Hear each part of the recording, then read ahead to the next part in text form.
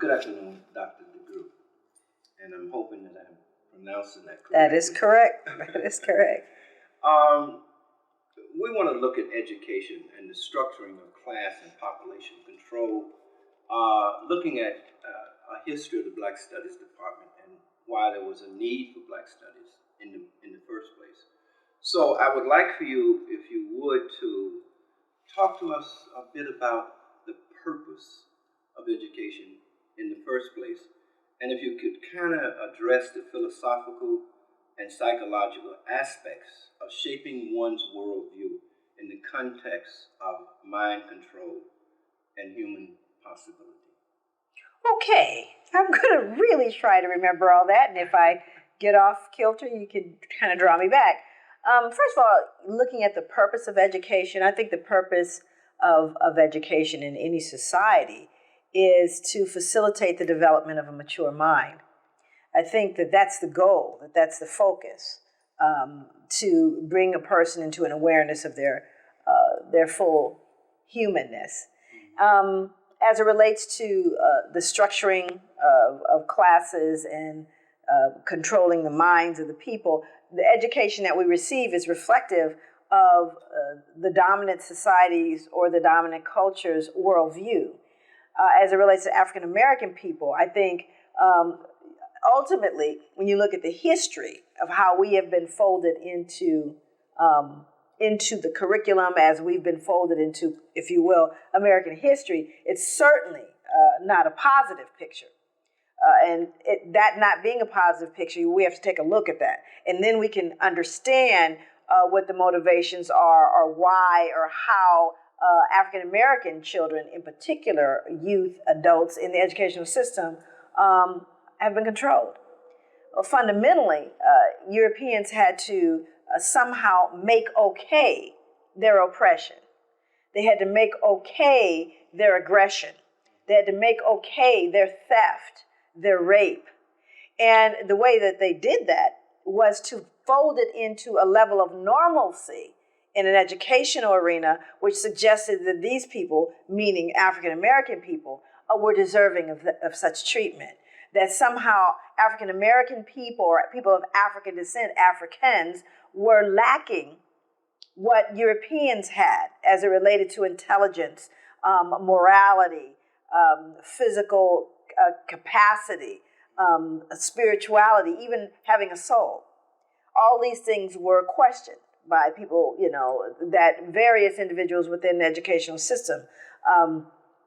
When I think about, John Newton, who penned the Amazing Grace, and as we look at his behavior, again, this is an individual that said that Black people were without souls and thus not destined for the next life, which then, in his mind, I imagine, justified his raping girls and women on slave ships. You see, so you look at that behavior, and then you look at statements by Carl von Linnaeus, a preeminent biologist, best known, said to be the father of anthropology, who is best known for the classification of species and genus and phylum, all of the things that we know as it relates to biological classification. He then put in the 1700s, into the pot, his notion of race classification. And of course, fundamentally, this becomes part of our education, because Carl von Linnaeus becomes someone that's unavoidable if you study high school biology, for example. And what he suggests is that we are by nature, by a fact of science, inferior. That we are lustful, cunning, lazy, governed by caprice. These are the things he said were inherent, scientifically proven qualities of people of African descent. So one has to ask, why would he say such a thing? Well, you're talking about 1777, we're talking about a period of time when American chattel slavery was existing in the country. And again, we have to ease the mind and the conscience, not only of white Americans, but of those looking on at America, so that they too can feel comfortable with this peculiar institution called slavery. So then it moves along a continuum, and so those individuals in various branches of science, of literature, begin to throw their parts into it to ease the public conscience, society's conscience. Now, I haven't spoken about what that does to the African. I'm talking about what that education has done to rest the mind and conscience of white people, to allow them to go to church on Sunday and not feel any guilt, to allow them to barter, to sell away little children and to rape little girls, and for that to somehow be okay when I sing hymns on Sunday. Those are the things that I'm talking about, that you begin to, that's the structural racism that exists to maintain the population who is doing the oppressing. These people are the ones we want to continue to feel good about it because we profit by it. Because, by and large, African enslavement was about money and power. So now we have to look at these people that now they're here. And they have, been freed.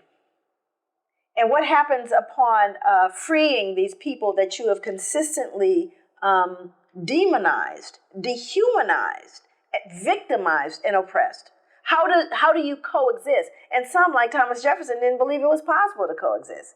Suggests that they should be moved way beyond, back to Africa, away from the memory, the 10,000 recollections, to quote him, of what has been done to them. That he believed would end up causing the extermination of one or the other race, white or black. He didn't believe they could coexist because we'd remember what was done to us. So what do? You erase the memory. And education in America has done just that. They have placed us in history in a way that allows them to seem favorable. Case in point, the Negro problem.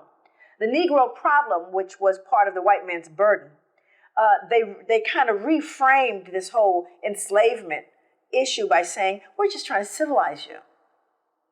Do you see? So again, we have to understand how that operates systemically. So now what we're saying in an educational arena is that basically this whole idea of enslavement was for your own good. And then we have to now we've already convinced white people of that, so that they can, again, go to church on Sunday. And I say that deliberately because that's, in fact, what they did. After lynchings, after rapes, they went to church, So we have to understand, how does one reconcile that inconsistency with considering oneself superior and yet behaving in a barbaric way? So now we've solved the problem of the dissonance associated with the white people who might think, maybe this isn't right what we're doing to these people. Just to make certain that didn't happen, they justified it by, again, remember, one, we are scientifically proven to be somehow inferior, and two, through the benevolence of white people, we're going to simply help you become more civilized. Okay, now we have to convince those who were enslaved and their descendants that this is also okay. So what we do is, not only do we give you the same education we give the white child about how much better off you are now and how horrific a people that you are, people like Aristotle, who said that black people were natural slaves, that by a peculiar act of nature, the color of skin, the skin raises a presumption of slavery, and that we were permanently suited for a laborious class. And this is, of course, Aristotle, and most folks think he was smart. So again, it feeds into that notion. But you got to remember, as white people are hearing it, black people are hearing it also. And yet, trying to retain, as we have, an intrinsic feeling of nobility, an intrinsic feeling of worth, in the midst of someone dehumanizing you for centuries. So now what happens to the curricular materials? Well, we simply, we take out anything that would cast a negative look at the oppressor.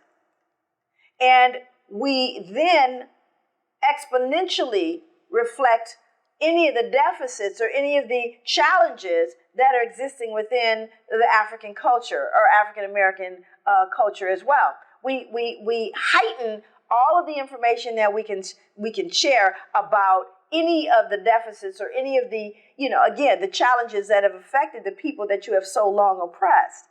In other words, we blame it on them. And we're just trying to help you because you're just, again, inherently defective. And so after you hear that after a while, and then you have curricular materials, and then you have things like media that then feeds into it. So all of these become they conspire and they are complicit in maintaining this notion that this is what you are. Everything from, and it's so interesting because it shows itself over and over in film.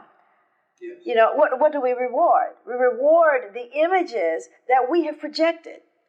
We're not going to reward the image of a noble, aspiring man of African descent, but we will reward a pimp, a hustler, a criminal, and we're not going to reward a noble, beautiful, moral, healthy Black woman, hence precious. We're going to again reward you to perpetuate the images that we need you to continue to have of yourself, and then we'll also continue to justify for white people why it always is this way. Do you see? Yes. So education has, while we have, Carter G. Woodson made it very clear that we were miseducated. And he didn't have any more words to say than miseducated, because we could put a whole lot more than miseducated on that. We were miseducated, we were dehumanized, we were brainwashed, we were beaten into submission, we were victimized by learned helplessness. All of those things would feed into that miseducation. And so when we look at the residual impact of that, when we look at what does that do to a people, you begin to question your fundamental self. And when you have detached that person from their culture, again, we had to be very careful to destroy all of the African roots from which we came, the rituals, the customs, the practices that built village and community. Those things were severed, as well as the language. And what we understand now, based on data that has been collected in contemporary society, that severing people from their culture is tantamount to the death of the self. It's completely. The death of the culture is tantamount to the death of the self. Could you say that again, please? That when you destroy the links that a people have, any people, with their culture, you destroy them. Because it is by far more important, the ideas of community and family and custom that make up what we call culture is far more important than any physical disaster that can happen to a people. Because you've removed them from the essence of who they are. And in the words of Randall Robinson, that the worst thing that you can do to a people is to rob them of the memory of themselves. And so if you don't know who you are, you most certainly can't figure out where you're going, which is what we're seeing. And in addition to that, what we have folded into that are the contemporary issues, the mess that everyone's in, the materialism, the drug abuse, the over-sexualizing of, everything, right? So you begin to look at that and you fold it on top of what I call post-traumatic slave syndrome. All of the qualities that I'm saying are the residual impact of that, those centuries of oppression unaddressed, and the perpetual miseducation and demonizing of all that is Black. And when you look at that, you're looking at the actual destruction of a people. That's what it results in. If, of course, you don't do anything about it. If you don't stop and go, whoa, someone's trying to sell me some strange Kool-Aid here, and I'm not buying it. When you take it upon yourself to educate yourself, when you take it upon yourself to not allow the media to teach you who you are, when you take it upon yourself to control what is going into the hearts, minds, and bodies of your own children, and that you don't leave that to a system that has spent most of its time trying to avoid the truth. Hence the need for Black history, the need for historically Black institutions. Because the only way to balance that is to maintain, is to remember Sankofa. The only way to retain that sense of self, to rebuild that sense of self, is to have an understanding of who you are. And you cannot know that without understanding your own real history, which is the reason why we have to have it. Because if we don't do it, there is a disincentive for contemporary educational institutions because, well, who looks bad? Who's going to look badly in this? And I can tell people all the time, they're not going to let little Cindy and Miss Ann feel uncomfortable about the lies that have been told them all this time about their history. Because you have to understand, little white children have received the same miseducation, misdirection, lies that we have. And so they perpetuate it with their children as well. So unless someone steps out of this cycle of insanity and says, okay, wait a minute now, this is not correct. And then we begin to not only state the truth, but to produce curricular materials and insist that they be infused into the curriculum. And as to whether or not we can ever have a level playing field, I think that when that notion of send us your poor, your tired, your huddled masses yearning to breathe free, if the whole notion of liberty for all people, and the pursuit of happiness was true for all people, then maybe so. If we stood firm on the principles that America lied about, if we actually lived them, if institutions were in fact just and equitable, but those are the ifs. If all of those, then certainly you could have a level playing field. But like I said, how we get to that, if we can get to that, that's going to be the choice of a collective will of people that are going to not by folks blowing up stuff, not by force or disaster, but by an act of human will. If we can do this by an act of human will, well, most certainly we can level the playing field. But who's going to convince, who's going to put the bell on the cat? Who's going to convince this giant that they should share? Who's going to confront the lies so much so that people have to see the truth of their own history, their own barbarism? And how are they going to in any way appreciate the inclusion of the African contribution? We'll let you talk about your fruit and your festivals. We'll let you talk about a little bit about your art and your dance and your clothes. And we will present that as your history, as your contribution, as if African people did not contribute, the kind of knowledge that stabilizes civilizations. Because that's the African contribution. But they would better like you to believe, well, you have interesting food. And isn't that nice music? But we don't want you to believe that your scientists, your doctors, your architects, your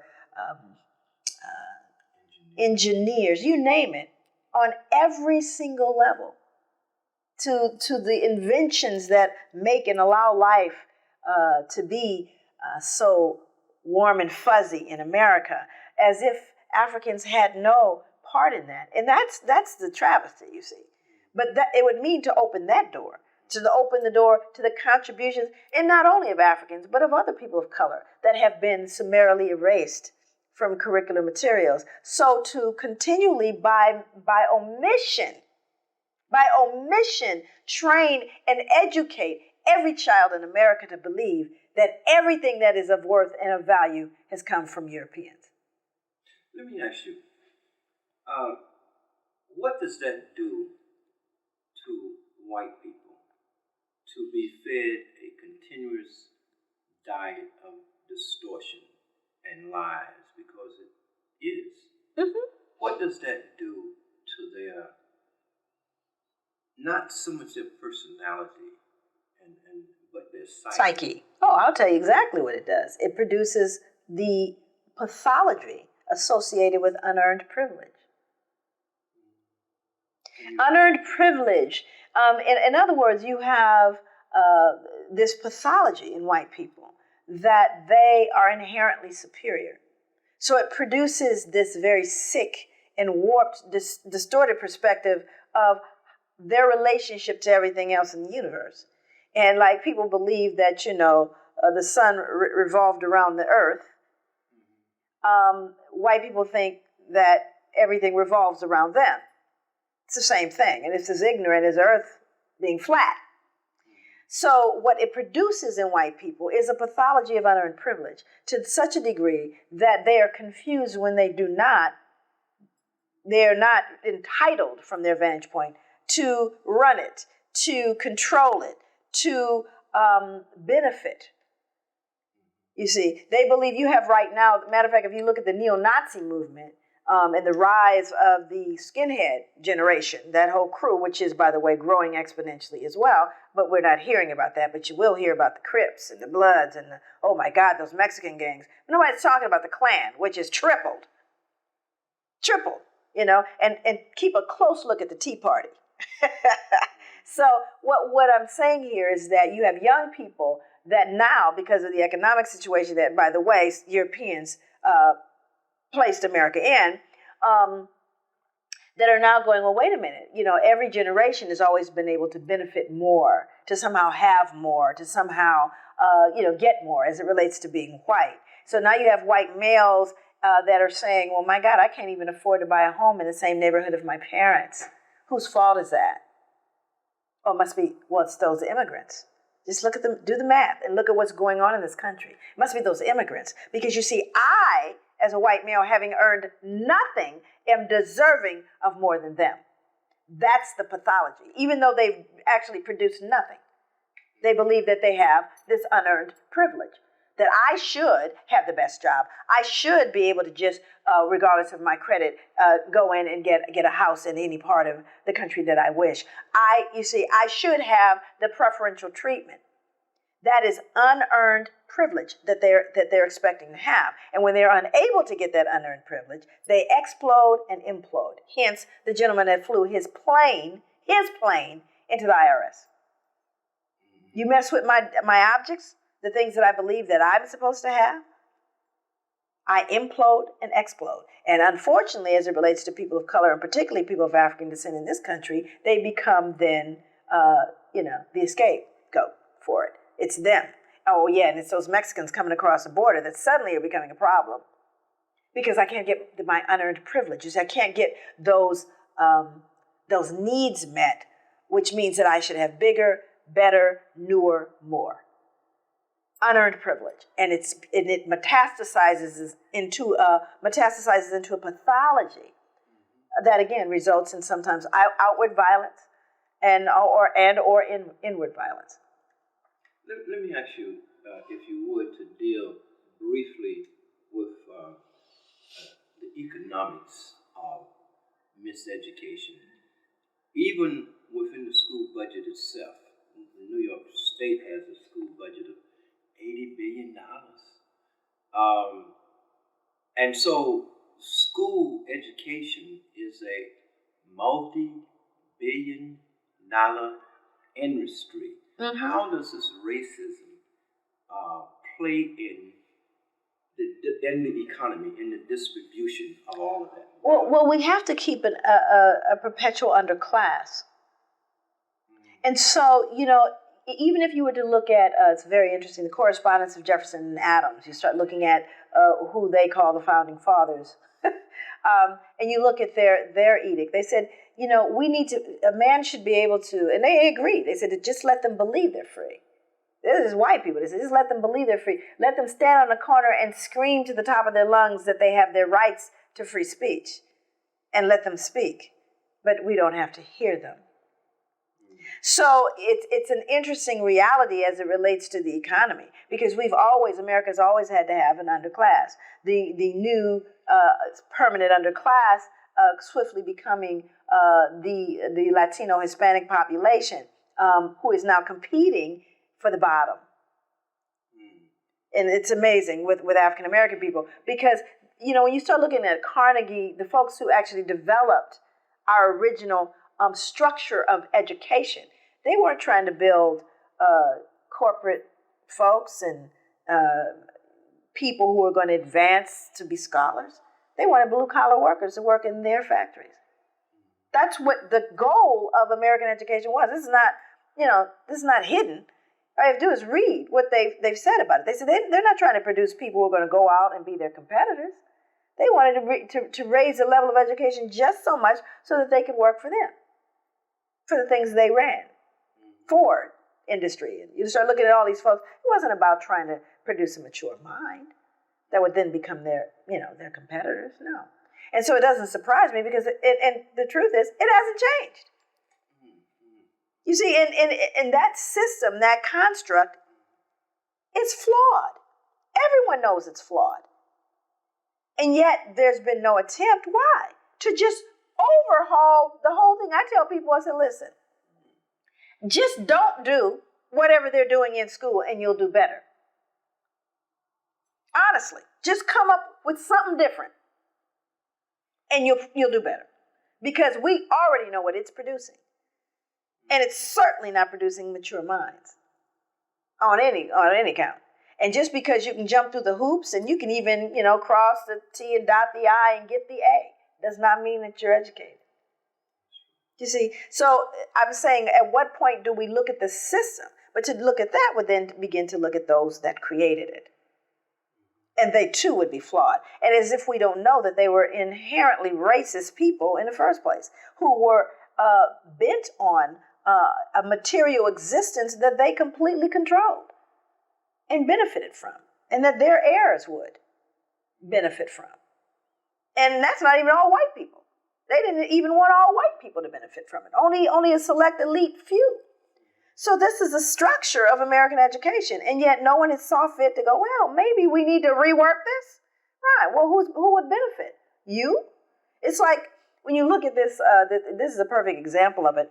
When in Ethiopia, we saw the huge drought, the horrific, advancement of the desert, if you will, in Ethiopia. They knew about that 20 years before it happened, at least 20 years before it ever occurred.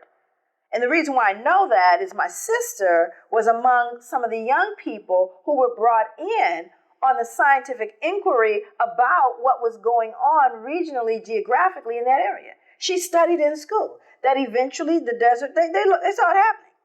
So let's ask this question. It's a fundamental question.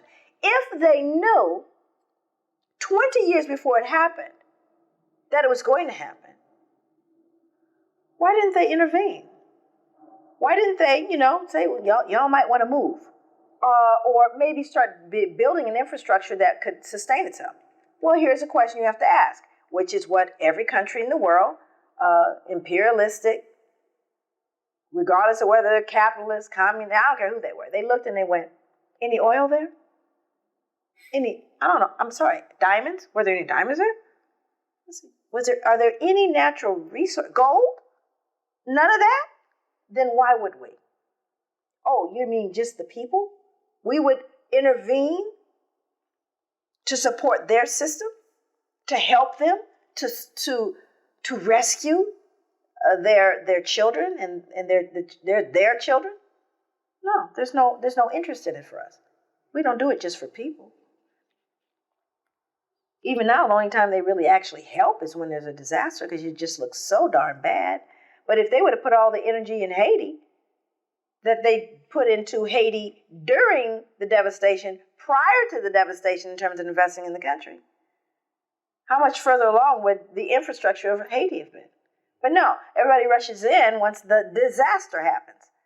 But not to really help you become an autonomous, self-sustained culture. No, because that would then cut into my unearned privilege. Just my opinion, by the way. Let me ask you this. If you look at the world and its struggle right now to survive, yeah, can the world survive without a level playing field, without Africans being healed? Can the world survive? It's like saying, can the world survive without Africa? And African people. Well, it's like I also did a movie, A Day Without a Mexican, not too long ago. Help Americans understand how important. I don't think No, but I'm talking about. But I don't what you're talking believe about. that it's. I think if you were to try to erase completely any number of cultures from the earth, to not acknowledge them, would result in an imbalance that would threaten the existence of the entire world. So I think that Africa, especially given what Africa is, who Africa is, most certainly not. Most certainly not. And there is a myth that's possible. I think people believe and they function with the notion that they can continue to eat at the vitals of this continent, to eat at the vitals of its people, and that there would be no consequence. It's like anything else in the world. The universe functions with a balance, and Africa is at the center of that balance on so many levels, a cradle of civilization. So, of course not at all. But you'd be hard pressed to convince folks who believe that that they can in fact, again, look at what has happened to the native people here. The Native Americans, deliberate, conscious, and admittedly so. And you don't believe there's going to be a consequence? I mean, even science teaches you that for every action there is a corresponding reaction. Nature teaches you that. Do you think it's any less true with people and with the cradle of civilization itself, the continent of Africa?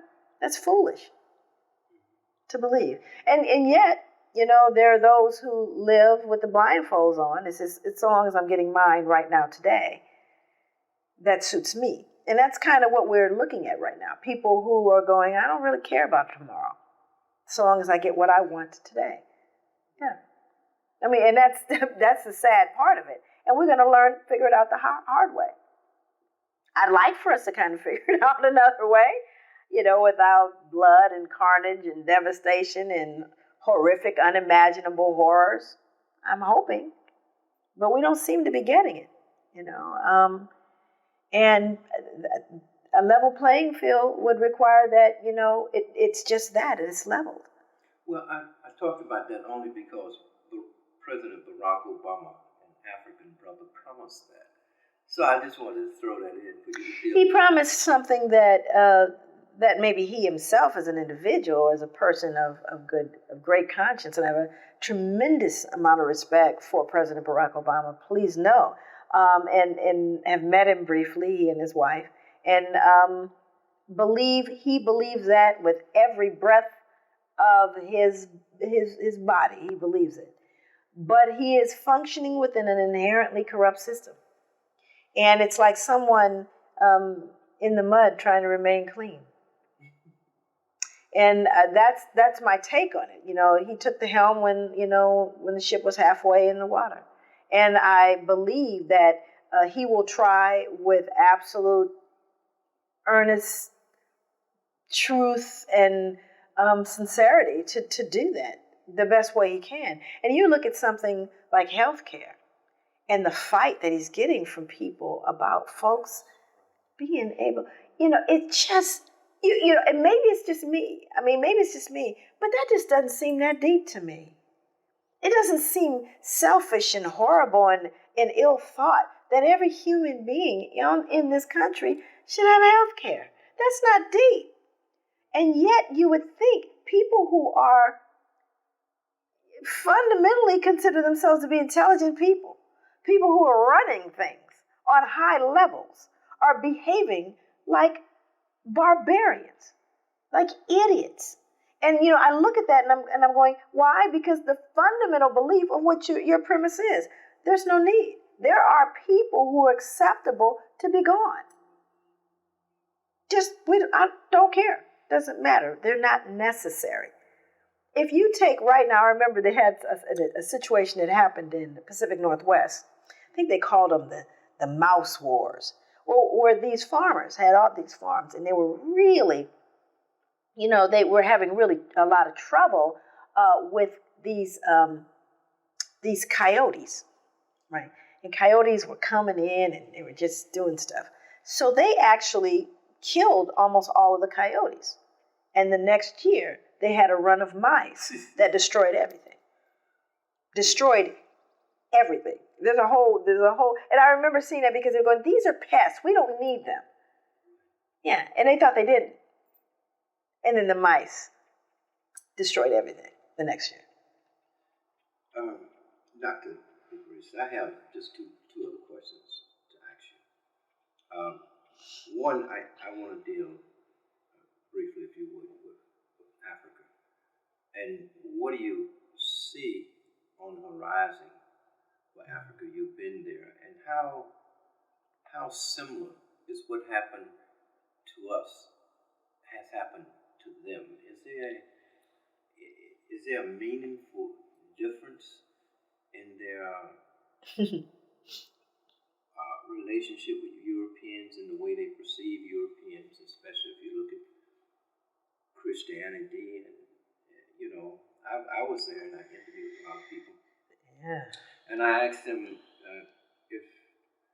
and everywhere you see this white Jesus on the back of trucks and buses. Sure.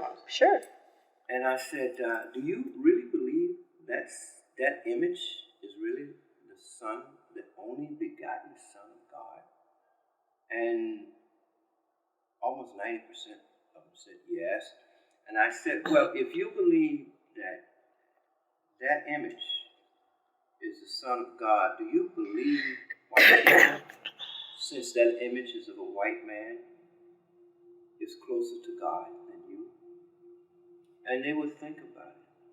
And then they would say, yes, look how they live, and look how we live. Certainly, God has blessed them. So what do you see and feel in terms of there's a lot of, people will be really probably angry with me. But the evangelical movement is huge, for example, in Ghana. It's huge. And, it's interesting to me to see how it's being promoted. I saw a number of television. It was very, I would say, it was very, very difficult to watch these TV and evangelical kind of things. It was like nothing I'd ever seen before. Very disturbing, where they'd have, women coming out and barking like dogs and crawling on the floor. It was always a woman, almost always, that I ever saw. I don't think I ever saw a man possessed, and that the demons, and then the whole, laying on of hands. Now, if you begin to look at that and look at African rituals associated with African culture, and them saying, well, those rituals are, you're worshiping, idols. You're into, worshiping evil and Satan and all that, which are what the white missionaries told them. But the evangelical movement said, yeah, but you could be possessed. Do you see what I'm saying? Yeah. That's okay for you to crawl around and roll your eyes back in your head and to scream and to hoop because you're possessed. But that over there that you were doing, that ritual that you were doing, and that your medicine men and your healers were dealing with, that stuff's backwards. But this is okay. Because now you're feeding into another system. Which I control. Wait, there you go. So I think that, and yet at the same time, there's a considerable number of Africans that are Muslim, as you know. Consider, and 20% of the Africans taken that were enslaved were Muslim, and were considered heathen religions. Interesting. But yeah, I think that what I see in Africa is very disturbing in some ways, and I'm certainly not an authority. Africa has managed to survive through lots, and I would tend to believe that it will continue to, but not without infiltration, not without colonization, not without more of that, until not just in Africa, but there is a sense of the just intrinsic wrongness of that among those who would be invading, and there are those who are watching very closely who aren't likely to go along with that. But you have what is feeding it and fueling it is materialism. Okay. And so once you say to me, for example, Nestle's, many years ago, everybody heard about the Nestle's crisis. When Nestle's took a formula which was unacceptable here. I have this article. Nestle's had this formula, which actually didn't meet Food and Drug Administration approval here, that was approved, however, to sell to other countries. And truth be told, it was very nutritious by comparison to anything that they had. They didn't have anything like this baby formula. Nothing comparable. Nothing comparable. So they reconcile, which is called simple actuarial analysis, by the way. Simple actuarial analysis. They just said, well, we've done a good thing. We've done nothing wrong. We've given them something that is better than anything they currently have. That's how they reconciled that. But that formula had to be mixed with water. And they did not have clean water, and it killed their babies, killed them. Yeah. And they said, well, we have no responsibility in that. We gave them a product, which you can see right here, was better than anything they had. It's not our fault they mixed it with dirty water. And so what I'm saying about that is, as you see what the, quote, progress is that people are buying into in Africa, because I want your leisure.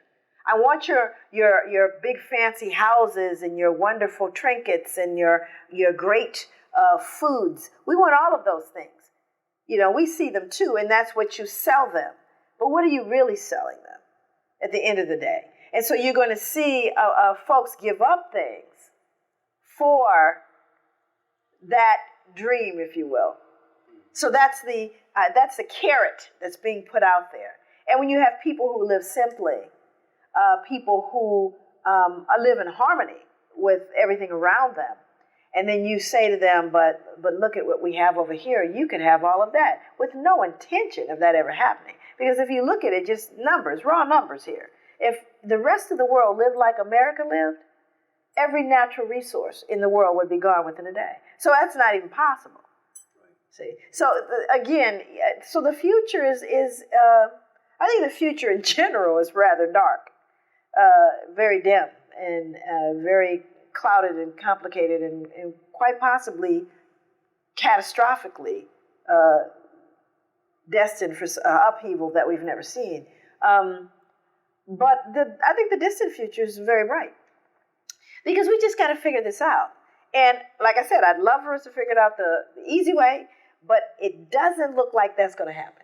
And Africa will struggle and suffer tremendously, I believe, tremendously, before we see that light at the end of the tunnel. Finally, I wanted to speak about our young people. What do you see? Is there any hope? I mean, pants below their butt. I mean, a cultural. I have a videotape. I'm going to show it to you. They are now making videotapes of street fights, real street fights. There's so many of them that these fights that have been caught by people and caught on cameras and everything are now being compiled and sold. I was in the flea market Saturday, and I was astounded because there were large crowds looking and laughing and, oh, did you see that? Wow! And these fights are devastating, some of them. And it can only reproduce the same. Sure. Because when you watch that, I bought him so I could take it to my son to show him that he has to get his son into karate. I really feel that way, because when you look at what's happening, if he can't protect himself, and all you got to do is, in some of these neighborhoods, is be at the wrong place at the right time. That's it. And if you can't handle territory, I know. Dead. Oh, I know. My son and I are having that conversation as well.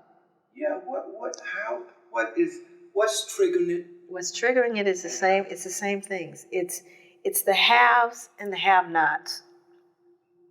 And the have-nots are saying, if I can't have it, you can't either. It's that remember I told you the death of culture is tantamount to the death of the self. You know, there's a statement that says, in my book, Post-Traumatic Slave Syndrome, it says, if I am a molehill, then by God there shall be no mountains. And you have people that, and our young people, who are, they're drunk with the desire for gratification, instant gratification, drunk with it. Why? Because I think everything in their environment, the stimulus of video games, everything is heightened. I want it now. I want more of it. I want it instantly. And when you don't have it, when you are someone who doesn't have access to these material things, then when you get them, you use them all. You get it all. You see, it's an intensity to gratify it immediately, because I won't have that tomorrow. So I need to get it right now. I really would love to have one of those. And he just walked in the store and he left that on the front seat of his car. Got to get it now. Now, that brother said that to me. He disrespected me, and I'm going to lose respect everywhere if I don't get him straight now. It's instant gratification. It's that hunger, the thirst, the insatiable desire for material things, and the haves and the have-nots. Deciding, I don't have anything. My back's against the wall. Where am I going? What am I doing? When I have been taught by everything in my environment, I've been socialized, absent of my culture, I've been socialized that I am what I have. And if I am what I have, right, and if I don't have anything, then I got to find another way to arrive at a sense of respect, manhood, dignity. So I could beat him up. I'm bigger, badder, tougher, stronger than him. Or her. Females just as much. The violence among females, people aren't watching it as closely. But it is even perhaps more devastating than what we see with men. What's happening with young girls. I mean, we're talking about stabbings. You know, it's one thing to drive by and shoot someone. And while it's a horrific thing and it's violent, it takes a whole lot to walk up on someone and thrust a knife inside of them. And that's what girls are doing. So, yeah, it's deep. You know, I hate to present such a bleak picture. I'm not one of those people that do not have hope. You know, there's that story. I always talk about that story, the guy with the starfish. He's walking along the beach. You know, the one where the guy's walking along the beach and he thousands of starfish, and he keeps whipping them back. And the guy goes, "What are you doing that for? It's ridiculous. You look at all these starfish. What possible impact can you have?" He said, "It meant something to that one." That threw back. You know, and so for me, you never know which one of those minds is a Malcolm that you save. Which one of those minds are W.E.B. or, you know, Ida B. Wells that you save. You never know, and what they will be able to do. So I never give up hope, because I think one sincere, enlightened soul can change a continent.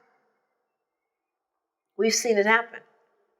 We've seen Mahatma Gandhi. You know, we've seen the Nelson Mandelas. We've seen what one individual can do. Well, maybe what will happen if we find two? You know, or 3 or 4 or 5. I'll never give up, because I know that, you know, that's the interesting thing about physics. You know, that you can apply a certain amount of force at the right time and have incredible results, even though the thing itself is very small. You see? So I hold to that. And in that moment, so much can change in that individual, or in that behavior, in that, you know. So that enlightened thought, much can come from it. You know, change can happen. So, you know, we've always had these times, the rise and the fall of civilizations. It is unimaginable for us as Americans to believe that this is a civilization that can fall. And there's never been a time in history when civilizations did not fall. But we become ethnocentric and egocentric and arrogant, prideful, and vain. And we believe it simply can never happen here. Even those on the great Titanic, when it was in the water going down, didn't believe it could sink. And yet we have had civilizations come and go. And they will continue to. I'm hoping that I will not live to see that part, that disintegration. Well, I want to thank you. But if we have another minute, I will ask you my pet question. Things have changed so much between brothers and sisters, men and women, since I grew up. Oh boy. Music has really changed. We sung love songs. We really, and we danced together. When we danced, we held you and romanced you. But there seems to be a disconnect between black women and black men. Yeah, there's a true disconnect. I think it's, and I don't think it's just with black men and black women, but it certainly is pronounced. But I think it goes back to your original question. When you're disconnected from yourself, you can't be with anybody else. You can't be with yourself. You see, if you don't have a strong sense of you, a healthy you can't not be healthy with someone else. Right? You get two half-healthy people, well, you have a half-healthy relationship, right? And what's happening now is people aren't doing, all of us are searching for that feeling of love and connectedness and intimacy that we want to have. But we're filling it with things that can't lead us there. And we're arriving in those situations, myself included, without the proper tools to navigate it, having not done the proper healing of oneself. And with black men and black women, it's even more complex, given post-traumatic, given the history, given the trauma, given the oppression. And then I'm trying to deal with your injury as a man, and this man is trying to deal with my injury as a woman. And then we're trying to base that on a European standard that no one can live up to. That Europeans don't even try to live up to, that we've bought into. We bought into believing, okay, this is what a man should do, this is what a woman should do, and it's not working out that way. And so now we're crying foul because you're not representing, once again, what the media says you're supposed to be. And then you have enough of that out there, enough of the noise out there, and then we begin to believe the hype that black women feel like this about black men and black men feel like this about black women, and we certainly haven't done any empirical data research to determine that, and yet the media has also spurned this kind of contempt for one another that I don't believe is there, not on a level that they're saying. And, you look at any community, well, not any community, but you look at most of Americans, and you're looking at a divorce rate that's horrific. We aren't getting this one right. Some people are getting it right. My sense is let's figure out what is sustaining that and what's making them whole. Now, at the same time, you got to remember, as we're trying to collect ourselves, look at this mountain of stuff we're trying to do. We're trying to recapture the kids that they're taking video shots that are fighting. We're trying to reclaim our sense of culture. We're trying to figure out how we can stabilize ourselves economically. We're trying to figure out how to attach ourselves to the historical generational crap that's been passed along to us. We're trying to extricate ourselves from some of the crazy stuff Big Mama told us and Big Daddy told us and all of that. And, well, there's crack and alcoholism. And then we wonder why we can't be together in the same room. Why we can't love each other. We don't love ourselves. And we don't love ourselves because we don't know who we are. It's the cycle. Doctor, I want to thank you so much. You're so welcome. So welcome.